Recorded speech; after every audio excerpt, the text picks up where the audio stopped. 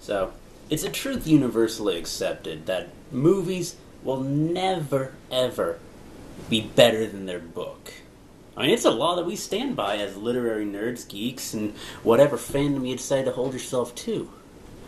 Throughout the many years of studying literature and watching movies, which is intense work, I assure you, there have actually been some movies that improve ideas brought about in their books. So, before you start grabbing torches and pitchforks, here are 4 movies that I thought added something to the books that they were written by, or based on. Book number 1, Stardust by Neil Gaiman. Now, I have a love affair with Neil Gaiman. I'm going to admit that right now. Coraline, Good Omens. There's just something about Neil Gaiman's work, especially when he reads it himself. If you haven't heard that, go get an audiobook by Neil Gaiman. He does a fantastic job of it. But in Stardust, we get to see a real love story play out, and it's shown beautifully in the movie. You also see some of the steampunkishness and the design work that really brought this world to life. And let's face it, who could forget the airship captain's dressing room scene? That was a montage that just really added to it as a movie medium. Book number 2, The Invention of Hugo Cabret. Now, when Hugo came out as a movie, most people didn't recognize it as this book by Brian Selznick.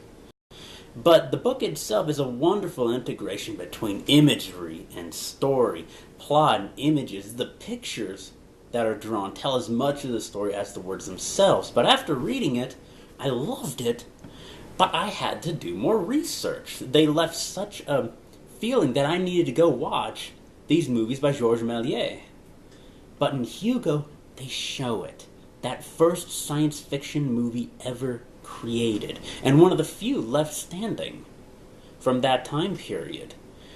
Add in the steampunkish flair and the interaction between the characters. Hugo is absolutely a step up in telling the story of the invention of Hugo Cabret.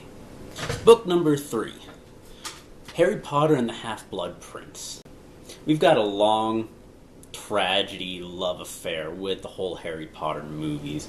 On the one hand, we loved seeing Emma Watson and Rupert Grint and Daniel Radcliffe grow up and become the great legendary wizards we know them to be. On the other hand, the movies with the most information got the least attention, and the movies that were the most plot-driven didn't have quite as much as these other books. But in The Half-Blood Prince, if you can excuse the fact that Horace Slughorn was just the wrong casting call, there's actually a whole lot to enjoy about it, particularly Daniel Radcliffe's performance under the effects of Felix Felicis.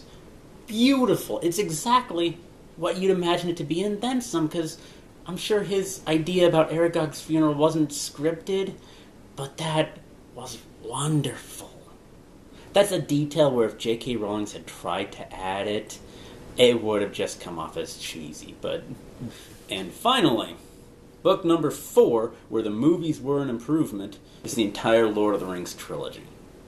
Now, I've got some fandoms up in arms about this, but if you're not as big a nerd as the people that can soldier through it, the books are daunting. I think J.R.R. Tolkien meant it that way. He publicly admits that he was trying to create a mythology for all of Britain. And so it's all recorded right there. In fact, he made a separate book called The Silmarillion to make up all the spaces and gaps. And so many people find that such a daunting task that they'd rather not read it and just watch the movies. The movies had the effect that they told the story. If you read the books, you get the full history of it, and Middle-earth is one of the most real places after you've read the books. So, I'm going to be having more lists of books that are awesome, more lists of movies that make up for it, and see you around the library. Peace.